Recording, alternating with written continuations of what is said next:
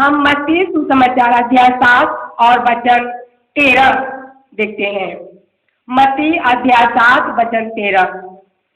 सरकरा द्वार से प्रवेश करो, चौड़ा है वह फाटक और विस्तृत है वह मार्ग जो विनाश की ओर ले जाता है, उस पर चलने वालों की संख्या बड़ी है। Hallelujah, hallelujah, hallelujah, hallelujah, hallelujah. Hallelujah. किंतु सरकरा है वह द्वार और सरकर है वह मार्ग जो जीवन की ओर ले जाता है, जो उसे पाते हैं उनकी संख्या थोड़ी है। Hallelujah, hallelujah, hallelujah, hallelujah. हम देखते हैं वचन में कि इस वचन में प्रभु क्या करते हैं कि वो मार्ग को, उस फाटक को, उस रास्ते को, उस चौड़े जो मार्ग है, उस मार्ग पे बहुत लोग पसंद करते हैं जाने के लिए ना। उस मार्ग पे बहुत लोगों को पसंद है, उस मार्ग पे बहुत सारे लोग प्रार्थना रहते हैं और प्रभु कहते हैं कि वो लोग, उन लोगों की संख्या बहुत है। हम देखते हैं वचन में कि इस वचन में प्रभु क्या करते हैं कि वो मार्ग को, उस फाटक को, उस रास्ते को, उस चौड़े जो मार्ग है, उस मार्ग पे बहुत लोग पसंद करते हैं जाने के लिए ना। उस मार्ग पे बहुत लोगों को पसंद है, उस मार्ग पे बहुत सारे लोग प्रार्थना रहते हैं और प्रभु कहते हैं कि वो लोग, उन लोगों की संख्या बहुत है, उन लोगों की संख्या बहुत है। मारपीट करने वाले, हत्या करने वाले, चोरी करने वाले, व्यभिचार करने वाले, छल कपट, ये सब करने वाले बहुत है। Hallelujah, hallelujah. पता है आज वचन कैसा चला था, कितना अच्छा वचन, कितना अच्छा। अगर हम लोग ध्यान से सुने ना तो लग रहा था कि वो दिन अभी है, इसी वक्त हो जाएगा। कितना अच्छा से वचन। अगर यही हम लोग कान, प्रभु कहते हैं अपना कान मेरे तरह ध्यान दो, पुत्र मेरे वचनों को ध्यान से सुनो और उसे हृदय में सजाए रखो। अगर आज हम लोग इस वचन को जो सुने हैं फादर के द्वारा, अगर इस वचन पे हम लोग ध्यान से सुने ना तो ईश्वर हम लोगों को कितना, बल्कि हम लोगों को और हमारे साथ साथ बगल में पड़ोसियों को भी और रिश्तेदार को भी आशीष देंगे। कल हम लोगों के साथ मात्रा धाम में एक भैया गए हुए थे प्रार्थना करने के लिए। हम लोग उनको लेकर के गए थे। वो क्या उसको बोलते हैं, मतलब गाड़ी चलाने ड्राइवर थे। तो हमको तो पहले से पता, प्रभु बताए थे कि एक ड्राइवर वो भी जाएंगे और उससे तुम बातें करना और प्रार्थना में बैठाना वरदान भवन में। मैं बोली मैं नहीं जाऊंगी। फिर वो देखिए कि वो मोबाइल में ऐसी बातें शब्द कह रहे थे, लोग अपने घरवाली से, पत्नी से बातें कर रहे थे और मैं सुन रही थी। मैं बोली प्रभु इनके लिए मैं प्रार्थना करने लग गई। फिर मैं अपने लोगों को लेकर के वरदान भवन में गई, वहां पे बैठाई, उनके लिए प्रार्थना करने के लिए बोली। तब तक प्रभु बोले उनको भी जाकर बुला लो। मैं बोली मैं नहीं जाऊंगी क्योंकि वो बातें कर रहे हैं और वो वहाँ पे अपने कार में है, क्योंकि हम इस प्रभु के भवनों को देख करके वो ठट्ठे उड़ा रहे हैं, हम नहीं जाएंगे। वो बोले प्रभु क्या कहते हैं, जो मैं कहता हूँ वही तुम करो। जानते हैं प्रभु के, जब माता मरियम ने बोली प्रभु को, प्रभु के शिष्य को कि जो अगर प्रभु कहे वैसा ही तुम लोग करना, तो प्रभु के शिष्य लोग क्या किए, जैसा माता मरियम ने बोली वैसा ही प्रभु के शिष्य लोग किए। तो वैसा प्रभु मुझे कल बोले, मैं तो डरते हुए गई। मैं बोले कि जब मेरे पास इस तरह है तो कोई मेरा कौन विरोधी हो सकता है। हालेलुया। मैं उसके पास गई और मैं बोली भैया चलिए वरदान भवन में प्रार्थना करने के लिए। वो बोले कि आप लोग के प्रभु है, आप लोग के भगवान है। मैं बोली बल्कि मेरा ही नहीं बल्कि आपका भी और हमारा भी और पूरी सारी दुनिया का यीशु मसीह है। हालेलुया। मैं बोली आप जानते हो वो दीवार पे क्या वचन लिखा हुआ है? वो बोले कि हमें नहीं समझ में आता है। जब वो वरदान भवन में प्रार्थना करने जा रहे थे तो मैं उनकी प्रार्थना को देख रही थी, उनके शरीर को, तो डर आ रहा था, उनके अंदर से शैतान कर रहा था, अरे चल चल चल बाहर निकल, अगर तू इसमें से आएगा ना तो पूजा पाठ कर दे, छोड़ना कर दे, पूजा पाठ कर शामिल होना मतलब ये छोड़ देगा, पाप करना छोड़ देगा, तरह तरह के इधर उधर अपनी पत्नियों को छोड़ किसी और की पत्नी से बात करना छोड़ देगा, अरे तू ये सब निकल। उसकी शरीर में पाप इधर उधर हो रही थी। Hallelujah, hallelujah. जैसे किसी को अगर बोल दिया जाए कि चलो प्रार्थना करने के लिए, तो वो डरते हैं। क्यों डरते हैं? यीशु के नाम से क्यों डरते हैं? क्योंकि उनके अंदर पाप ही पाप रहता है। गुस्सा, जलन, बहुत तरह तरह के उनके अंदर ये सब रहता है। हालेलुया। फिर उसके पास मैं लेकर के जब गई और मैं बोली, प्रभु आपने जैसे कहे वैसे मैं कर दी, आप ही नहीं जानेंगे।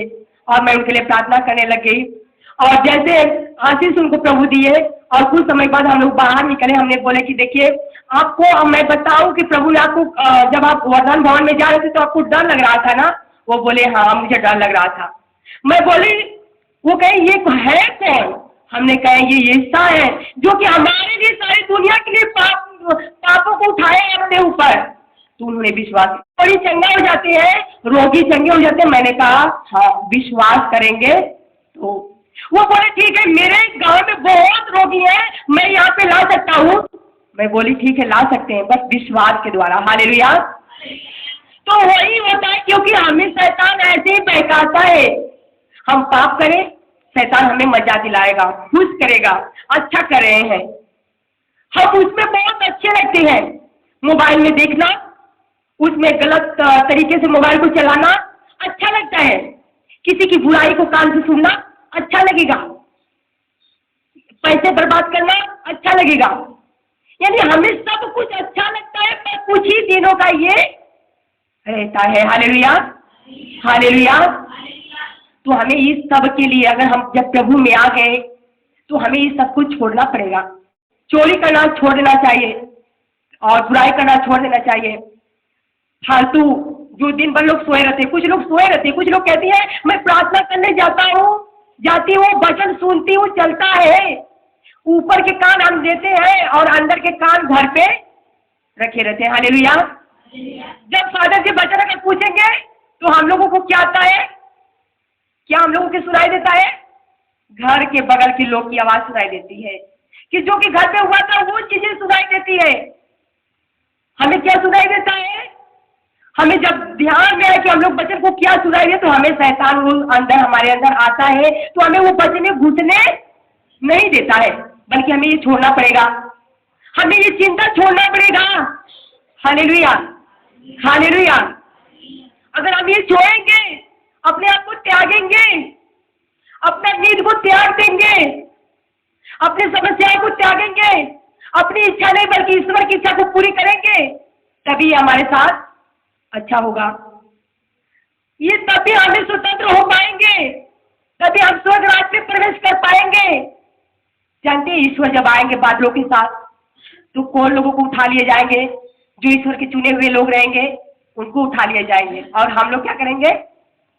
पाप में डूबे हैं और धरती पे ही रह जाएंगे। Hallelujah, hallelujah. तो हम लोग को भी ध्यान देना है कि हम लोग भी पिता के साथ जाएंगे। तो हमें ध्यान से वो ध्यान सोचना चाहिए। कम से कम अंजीर के पत्तों को देख लेना चाहिए, ये पत्ता झड़ रहा है और नया पत्ते निकल रहा है, इसका मतलब गर्मी आ रही है और मेरे अंदर से बुराई निकल रही है, मेरे अंदर से खुराई आ रही है, पाप हत्या क्रोध आ रहा है, इसका मतलब हमें नरक भी जाना है। यदि हम अपने आप को त्याग देते हैं, हमें पूरे तरीकों से त्यागना है, सब कुछ अगर हम लोग त्याग देंगे तो हमें पता चल जाएगा कि अब हमने त्याग दिया है। तब हमको क्या नजर आएगा? इसका मतलब ईश्वर का समय कर रहे हैं, आ चुका है, वो आ रहे हैं, आने वाले हैं। कब आएंगे हमें पता नहीं है। हालेलुया। किसको पता है? सिर्फ ईश्वर को पता है। आइए हम लोग खड़े हो जाते हैं, हम लोग खड़े होकर के प्रभु की महिमा में चलते हैं। कहते हैं अपने आप से कहिए, जांचिए अपने शरीर को, कहिए कि प्रभु यीशु हमें क्या सही दिए है? प्रभु यीशु हमारा काम क्या सही है? हमारा काम क्या सही है? हमारा जुबान क्या सही है? हमें अपने आप को ध्यान देना चाहिए, हमें अपने आप को संपूर्ण हृदय से प्रार्थना करने में बैठना चाहिए। हम घर की चिंता घर को छोड़ करके और यहाँ पे बैठना चाहिए। Hallelujah, hallelujah, hallelujah. ईसा ने शैतान को कैसे डांटे थे? शैतान ने ईसा को बोला था, यदि तू मुझे झुक करके मेरा धन्यवाद करेगा तो सारी चीजें तुझे मैं दे दूंगा।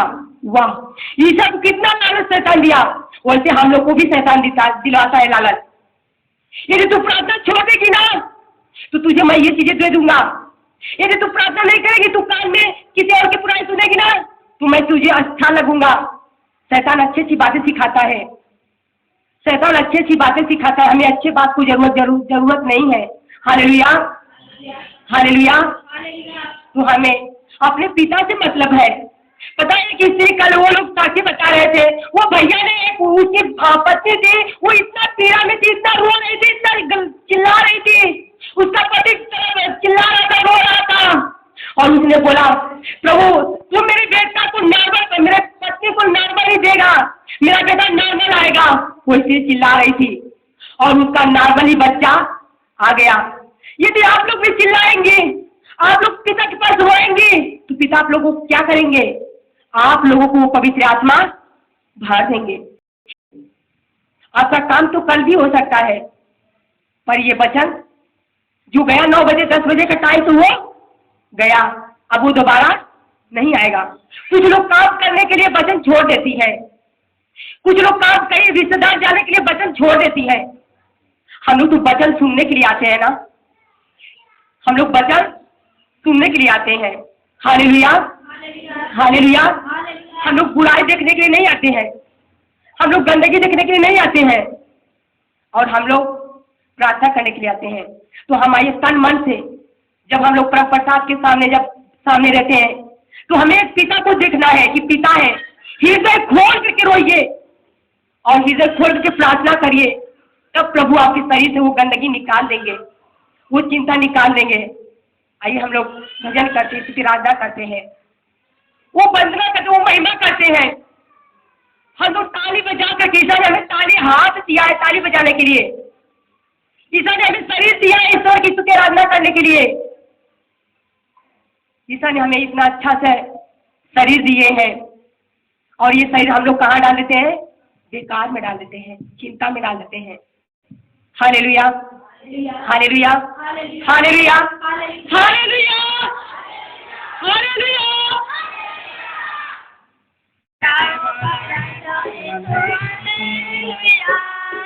प्रभु का प्रभु हालेलुया, जीवन देने वाला यीशु हालेलुया, जीवन देने वाला यीशु हालेलुया, मुक्ति देने वाला यीशु हालेलुया, मुक्ति देने वाला यीशु हालेलुया, राजाओं का राजा यीशु हालेलुया, प्रभु का प्रभु यीशु हालेलुया, राजाओं का राजा यीशु हालेलुया, प्रभु का प्रभु यीशु हालेलुया, राजाओं का राजा यीशु हालेलुया, प्रभु का प्रभु यीशु हालेलुया, चंगा करने वाला यीशु हालेलुया, चंगा करने वाला यीशु हालेलुया,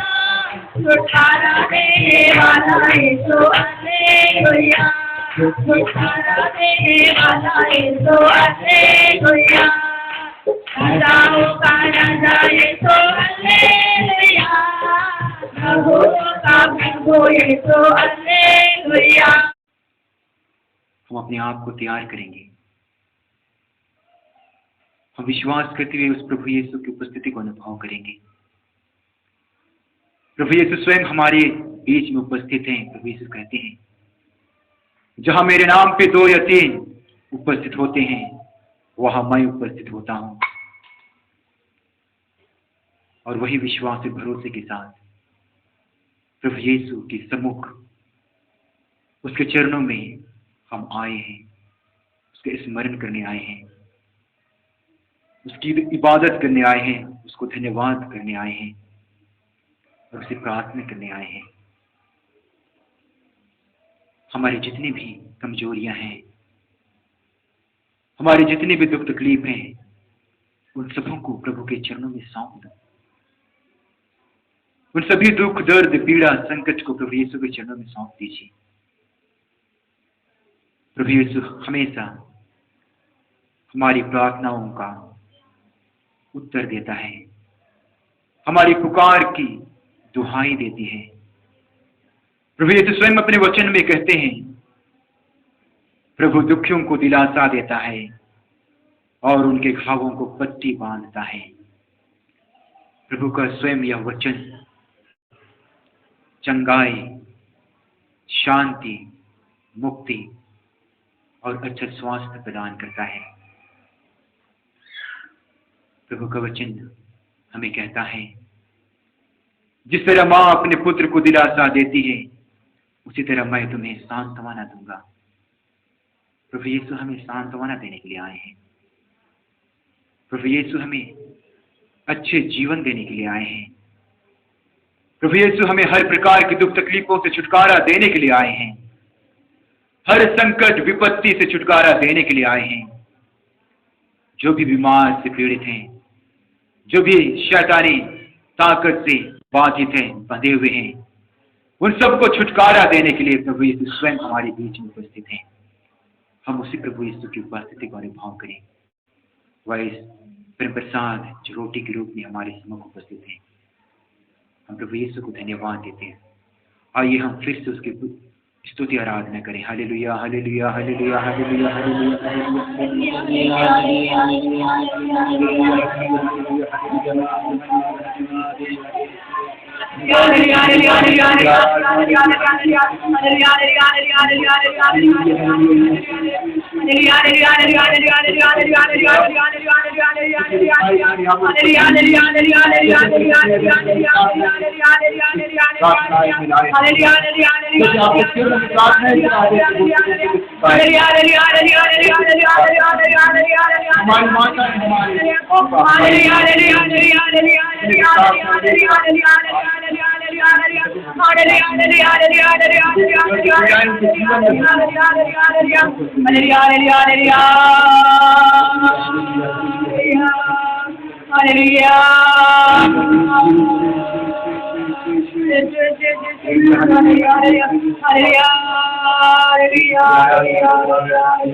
हे प्रभु यीशु, हे प्रभु यीशु, हम तुझे धन्यवाद देते हैं, हम तुझे धन्यवाद देते हैं क्योंकि तू मेरी पुकार सुनता है, मेरी आवाज को पहचानता है, मेरी प्रार्थनाओं को तो सुनता है। हे प्रभु यीशु, हम तुझे धन्यवाद देते हैं क्योंकि तू हमारे बीच में उपस्थित है। तू हमारे बीच में उपस्थित हे प्रभु यीशु, हम तुझे धन्यवाद देते हैं क्योंकि तू हमारे दुख को, हमारी पीड़ाओं को ले लेता है। हे प्रभु यीशु, हम तुझे धन्यवाद देते हैं बीमार से पीड़ित लोगों को चंगाई प्रदान करता है। हम तुझे धन्यवाद देते हैं। हे प्रभु यीशु, दुष्ट आत्मा की शक्ति से जो भी घिरे हुए हैं उन्हें छुटकारा प्रदान करता है। हम तुझे धन्यवाद देते हैं। हे प्रभु यीशु, हमारी पीड़ाओं को, हमारी दर्द को तू हर लेता है। हम तुझे धन्यवाद देते हैं। हम धन्यवाद देते हैं हे प्रभु यीशु, क्योंकि तूने स्वयं हमें बुलाया है। तू हमें स्वयं बुलाया है कि हम आए, आपके पास आए, आपकी बातों को सुने, आपका अनुभव करें, आपके वचनों पर चले और अपने जीवन में उसे उतारें और अपने जीवन के द्वारा दूसरों को प्रेरित करें। हे प्रभु यीशु, हम तुझे धन्यवाद देते हैं। हम तुझे धन्यवाद देते हैं। Hallelujah, hallelujah, hallelujah, hallelujah, hallelujah, hallelujah, hallelujah, hallelujah. आइए हम बड़ी भक्ति के साथ अपने स्थान पर बैठ जाएंगे और उस प्रभु का अनुभव करेंगे जो हमारे बीच में उपस्थित है। प्रभु का वचन स्तोत्र ग्रंथ अध्याय 111 में कहता है, धर्मियों की गोष्ठी में, लोगों की सभा में मैं सारे हृदय से प्रभु की स्तुति करूंगा। स्तोत्रकार यह कहता है, जब हम किसी धर्मों के समूह में होते हैं, जब हम लोगों की सभा में होते हैं, तो स्वयं अपने सारे हृदय से उस प्रभु की आराधना करते हैं, उस प्रभु की स्तुति करते हैं जो महान है। हमारा प्रभु सर्वशक्तिमान, हमारा प्रभु महान है, जिसने सारी सृष्टि की रचना की। वह स्वयं पिता ईश्वर प्रभु यीशु को हमारे बीच में भेजा ताकि वह सबों की सुधि ले। और जो भी पिता ईश्वर से वह प्रेरणा पाता है, जो भी पिता ईश्वर से प्रेरित होकर अपने जीवन में प्रभु यीशु स्वयं लागू करता है, वह आज प्रभु यीशु हमें भी अपने वचन पर चलने के लिए प्रेरित करता है, अपना अनुसरण करने के लिए प्रेरित करता है और अपने जीवन के माध्यम से प्रेरणा देने के लिए प्रेरित करता है। वही स्वयं प्रभु आज हमें वचन के माध्यम से बदलाता है। चाहे पहाड़ टल जाए, पहाड़ियां डमाडोल हो जाए, परंतु मेरा वचन कभी नहीं टलेगा। कि प्रभु यीशु ईश्वर की कृपा से, प्रभु यीशु ईश्वर की अनुकंपा से, उनकी शक्ति से यह वचन हम सबों के लिए सुनाता है। प्रभु यीशु का वचन दुधारी तलवार के समान है। वह किसी के हृदय में जाता है, उसे चीर देता है। अगर कोई अधर्म के जीवन जी रहा हो और ईश्वरीय वचन को वह सुन रहा हो और उसे अमल कर रहा है, तो स्वयं वह इंसान प्रभु के वचन से प्रेरित होकर अधर्म की कार्य छोड़ देगा और वह एक धार्मिक जीवन व्यतीत करेगा। प्रभु का वचन हमें यह भी बतलाता है, जब हम नाराज हो जाते हैं, जब हम थक जाते हैं, जब हम कमजोर पड़ जाते हैं, तो हमें सांत्वना देते हुए कहता है, थके मांदे और बोझ से दबे हुए लोगों, तुम सब के सब मेरे पास आओ, मैं तुम्हें विश्राम दूंगा। प्रभु यीशु हमें हमेशा सांत्वना देने के लिए, ढाढ़स देने के लिए और एक नया जीवन देने के लिए हमेशा हमें प्रेरणा देता है, हमेशा वचन देता है। वह स्वयं हमें पुकारते हुए बुलाता है कि मेरे बेटे, मेरी बेटियां मेरे पास आओ। मैं स्वयं ईश्वर का भेजा हुआ पुत्र आपको पुकार रहा हूं, आपको बुला रहा हूं। आप मेरी प्रार्थनाओं को सुनो, आप मेरी आवाज को सुनो। फादर ने हमें अच्छी तरह से बताया, जब भी दफ्तर में रहता है, जब भी कोई मालिक ऑफिस में रहता है, अगर हम किसी को आवाज देकर पुकारते हैं तो वहां पर कार्यरत रहने वाले जो भी व्यक्ति हो, उसकी आवाज को वह तुरंत सुनकर उसे कहता है, जी सर मैं प्रस्तुत हूं। और जैसे ही वह जी सर कहता है, वह तुरंत उस मालिक के पास पहुंच जाता है। उसी प्रकार से प्रभु यीशु स्वयं भी पुकारता है। वह कहता है कि आप मेरी आवाज सुनते हो, आप मेरी आवाज को पहचानते हो। प्रभु यीशु का वचन, चरागाह में चल रहे भेड़िया भी प्रभु यीशु की आवाज को पहचानता है और वह उसे ढूंढते हुए स्वयं प्रभु यीशु के पास वापस चला आता है। उसी प्रकार से आज प्रभु यीशु हमें भी कहते हैं, अगर आप मेरी आवाज को सुनते हैं, अगर आप मेरी आवाज को पहचानते हैं, तो आप फिर से वापस लौटकर मेरे पास चले आए, क्योंकि वो घड़ी आ रहा है जहां संसार का अंत होगा। वह घड़ी आ रहा है जहां प्रभु यीशु स्वयं इस धरती पर फिर आएंगे। वो प्रभु यीशु स्वयं इस धरती पर आएंगे, वह हमें एक नया जीवन देगा। वो प्रभु यीशु का यह वचन करता है, वह नया जीवन देता है।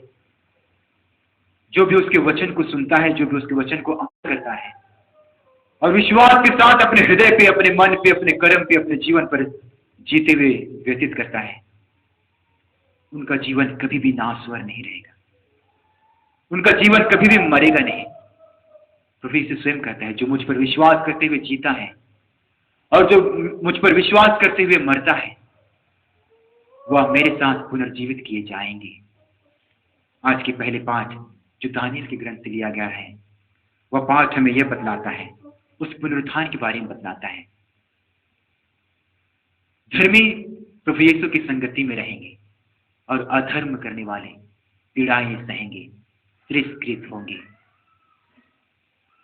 वचन हमें यह बतलाना चाहता है कि आज हम भी नाना प्रकार की चीजों से परेशान हैं, नाना प्रकार की पीड़ाओं से परेशान है, नाना प्रकार की संकटों से परेशान है। आज प्रभु यीशु फिर भी हमें यह कहता है कि आप इस प्रकार के परेशानियां झेलने के बावजूद भी आप अधर्म के जीवन ना व्यतीत करें, अधर्म के जीवन ना बितावें, क्योंकि वचन हमें कहता है जो अधर्म का जीवन बिताता है उसे तिरस्कृत किया जाएगा। जो अधर्म का जीवन बिताते हैं उसे कलंकित होना पड़ेगा, परंतु जो धार्मिक जीवन बिताता है वह ईश्वर की संगति में रहेगा, वह सभी स्वर्गदूतों और संतों की संगति में रहेगा, वे अच्छे लोगों के समूह में रहेगा। वह अच्छे लोगों के समूह में इसलिए रहेगा क्योंकि वह वहां से लोगों को भी अपने धार्मिकता में आगे बढ़ने के लिए, धार्मिकता में जीवन जीने के लिए प्रेरित कर सकता है। अगर वह अधर्म के जीवन जीता हो तो दूसरों को धार्मिक जीवन जीने के लिए वह प्रेरणा नहीं दे सकता है। इसलिए प्रभु यीशु हमें कहता है कि आप धर्म के संगति में रहें, वैसे सभा में रहें, वैसे लोगों के साथ रहें जहां लोग ईश्वरीय राज्य की खोज में लगे रहते हैं, जहां प्रेम, शांति, भाईचारा, उस प्रकार के जीवन व्यतीत करने के लिए लोगों को प्रेरित करते हैं। हमें प्रभु यीशु उस प्रकार के जीवन जीने के लिए हमें प्रेरित करते हैं और हमेशा धर्मी यानी प्रभु यीशु के वचनों पर चलते हुए अपने जीवन को व्यतीत करने के लिए हमेशा प्रेरित करते हैं। और आज के यह सुसमाचार संत मार्कुस के ग्रंथ अध्याय 13 में हम पाते हैं कि प्रभु अपने वचन से कहते हैं जब वह समय आएगा तो सारी चीजें तितर बितर हो जाएंगी। वे स्पष्ट रूप से हमें कहते हैं, बतलाना चाहते हैं कि तारे जो रोशनी देती है वो रोशनी देना बंद कर देंगी। इस प्रकार की बातें उस पीढ़ी को कहती है जो ईश्वरीय मार्ग से भटक जाते हैं, उस लोगों को कहते हैं जो ईश्वरीय मार्ग से भटक जाते हैं। परंतु आगे हमें यह भी बतलाता है कि अगर कोई भी ईश्वर की बातों पर अनुसरण करते हुए अपना जीवन व्यतीत करता है, वह हमेशा ईश्वरीय मार्ग की खोज में लगे रहता है। आगे वचन ये भी कहता है अगर कोई ईश्वर के वचनों पर चलते हुए अपना जीवन व्यतीत करता है तो वह हमेशा पुनर्जीवित किया जाएगा, वह कभी नहीं मरेगा। तो मेरे भाइयों बहनों, प्रभु यीशु हमारे बीच में उपस्थित हैं हमें आशीष देने के लिए, और हम यहाँ उपस्थित हैं उसकी कृपा, उसकी वरदानों को पाने के लिए। प्रभु यीशु की कृपा हमेशा हम पर बनी रहती है, लेकिन जब हम पाप करते हैं, अधर्म के कार्य करते हैं, तो हम उसके प्रेम से, उनकी कृपाओं से, उनके अनुग्रह से वंचित हो जाते हैं। इसलिए प्रभु यीशु हमें कहते हैं कि आप अपने पापों को प्रायश्चित करो और छोड़कर फिर वापस मेरे पास लौट आओ। वह लौट आने के लिए इसलिए कहते हैं, जब हम लौट आते हैं तो फिर से ईश्वर की कृपा हमारे पास बनी रहती है, ईश्वर की आशीष हमारे पास, हमारे ऊपर फिर से उतरेंगे। उनका फिर से नया जीवन हमारे दिलों में, हमारे जीवन में प्रेरित करेगा, ईश्वरीय मार्ग पर हमें चलने के लिए हमेशा प्रेरित करेगा। प्रभु का वचन उस दुधाली तलवार के समान है, प्रभु का वचन सांत्वना देने वाले के समान है, प्रभु का वचन भूले भटके वालों के लिए एक बुलावा का वचन है। जो भी अधर्म के मार्ग पर चलते हैं उसे प्रभु का वचन अपने वचन के माध्यम से उसे पुकारते हुए बुलाता है।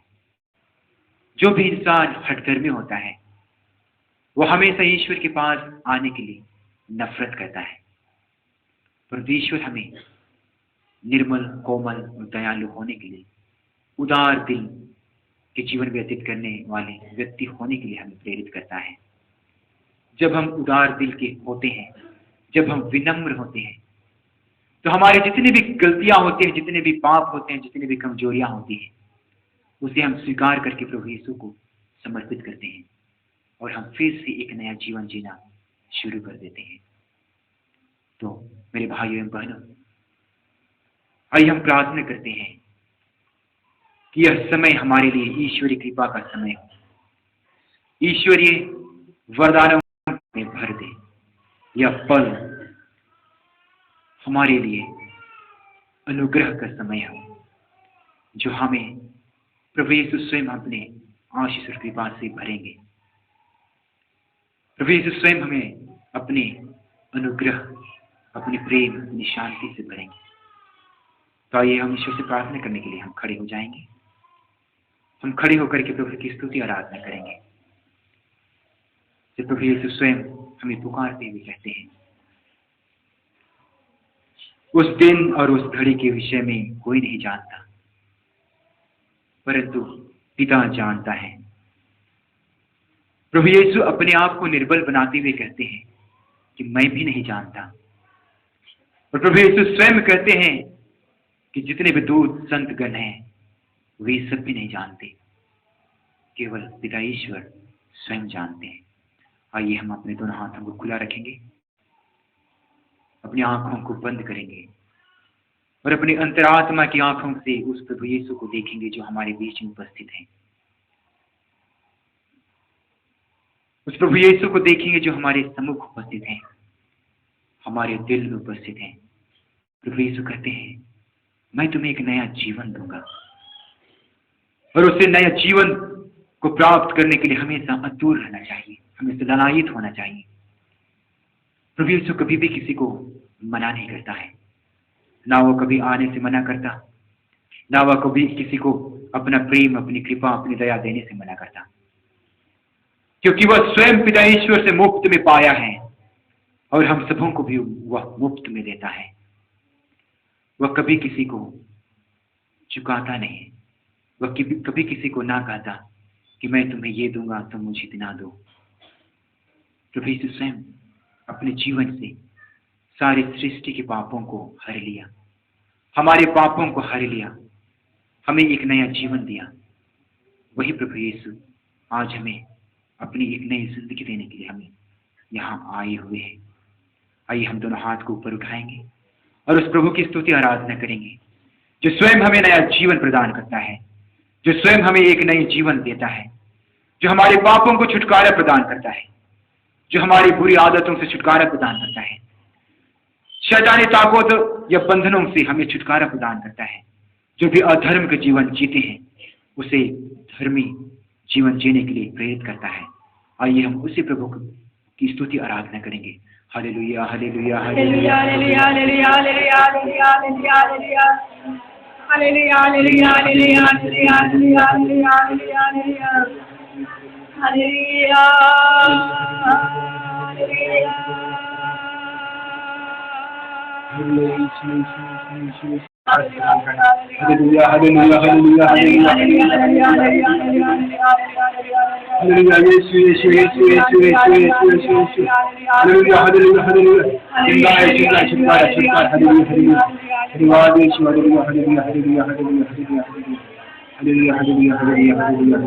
हे प्रभु यीशु, हम तेरी स्तुति करते हैं, हम तेरी आराधना करते हैं, हम तेरी वंदना करते हैं। हे प्रभु यीशु, हम तेरी उपस्थिति में हम बैठे हुए हैं, हम खड़े हुए हैं, तेरी उपस्थिति का अनुभव कर रहे हैं। अपनी कृपा से हमें अनुग्रहित कर, अपनी कृपा से भर दे, अपने आशीष से भर दे। हे प्रभु यीशु, हम आपके चरणों में आते हैं। उन सभी भाई बहनों को जो बीमार हैं, हे प्रभु यीशु, तूने छुटकारा प्रदान कर, उन्हें चंगाई प्रदान कर, उनकी दर्द पीड़ाओं को तू जानता है। उनके साथ रह, उनके दर्द और पीड़ाओं को तू छुटकारा प्रदान कर। हे प्रभु यीशु, हम उन भाई बहनों को लाते हैं जो शैतानी बंधनों से जकड़े हुए हैं, उन्हें तू छुटकारा प्रदान कर। हे प्रभु यीशु, हे प्रभु यीशु, जो भी परिवार में अशांति है वहां शांति तू फैला। हे प्रभु यीशु, जहां भी लड़ाई झगड़ा है वहां तू मेल करा दे। हे प्रभु यीशु, जहां भी अशांति का जीवन व्यतीत करते हैं वहां तू शांति फैला। हे प्रभु यीशु, जो भी दुष्ट आत्मा की ताकत से जकड़े हुए हैं उन्हें तू सांत्वना प्रदान कर, उन्हें तू छुटकारा प्रदान कर, उन्हें तू छुटकारा प्रदान कर। हे प्रभु यीशु, जो भी बीमार हैं उन्हें भी चंगाई प्रदान कर, उन्हें तू चंगाई प्रदान कर। हे प्रभु यीशु, जो भी अपने जीवन से नफरत करते हैं, जो भी अपने जीवन से नफरत करते हैं, जीवन के लिए ना खुश होते हैं, उन्हें तू सांत्वना प्रदान कर। तू उनके साथ रह, तू उनके साथ रह।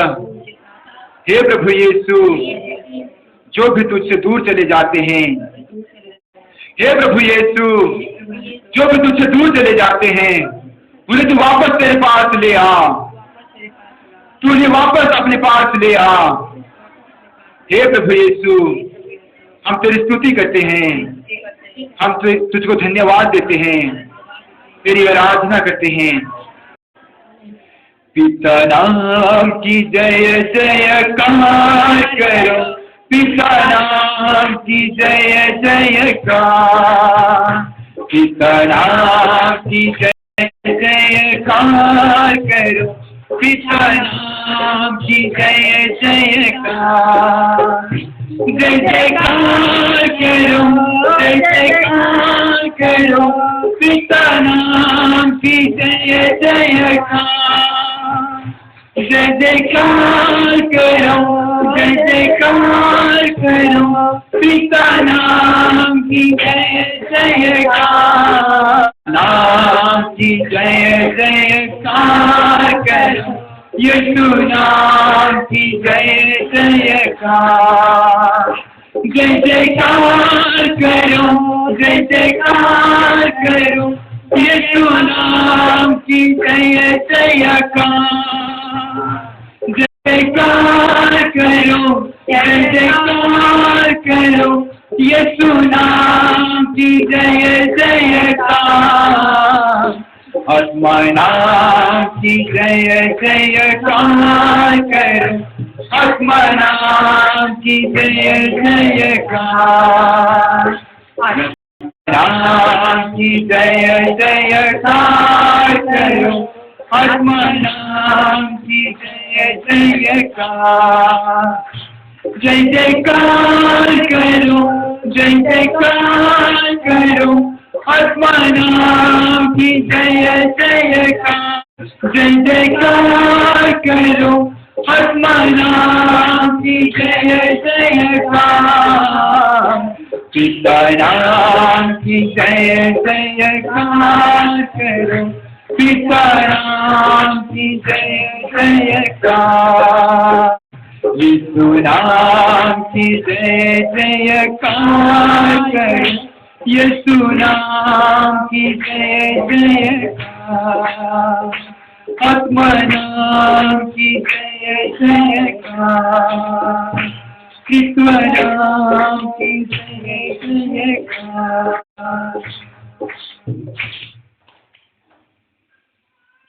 जो भी तेल और पानी लाए हैं ये अपने हाथ में ले लें। माचिस के लिए प्रार्थना करेंगे। हे प्रभु यीशु, ये साधारण तेल और ये साधारण जल हमारे जीवन के लिए औषधि का कारण बने। हे प्रभु यीशु, जहां भी इसका लेपन हो, जहां भी इसका सेवन हो, जहां भी इस तेल और पानी को हम लगाते हैं, लेप करते हैं, वहां तेरी आशीष, तेरी चंगाई, तेरे चमत्कार हमेशा बनी रहे। हे प्रभु यीशु, ये हमारा विश्वास है कि अगर तू अपने हाथ अपने किसी भी वस्तु पर बढ़ाता है, उससे नया जीवन का स्रोत उत्पन्न होता है, और यह जल और यह पानी हमारे जीवन के लिए औषधि का कारण बन जाए। हे प्रभु यीशु, जो भी विश्वास के साथ इसे लगाते हैं, जो भी विश्वास के साथ इस तेल और जल को किसी वस्तु पर छिड़क के वह लगाते हो, वहां एक नया जीवन उत्पन्न हो। हे प्रभु यीशु, हम विश्वास करते हैं कि तू अपने कृपा से, अपने हाथों से, अपने अनुग्रह से हम सबों को तू आशीष प्रदान करता है। हे प्रभु यीशु, हम आपसे प्रार्थना करते हैं, जो भी हमारे भाई हमारी बहनें तुझसे प्रार्थना की हैं, उन सबों की प्रार्थना को तो स्वीकार कर। हमेशा उनके जीवन में एक नए जीवन जीने की लालसा प्रदान कर। जब वे कमजोर पड़ जाते हैं, जब वे थक जाते हैं, जब वे अपने विश्वास में टूट जाते हैं, प्रभु उन्हें विश्वास को दृढ़ बना, ताकि वे हमेशा तुझ पर आस्था रख के तुझ पर विश्वास करते हुए अपने जीवन को व्यतीत करें। आइए हम ईश्वर की आशीष पाने के लिए अपने तेल और पानी को अपने हाथों में लेकर उसकी स्तुति और आराधना करें। Hallelujah, hallelujah,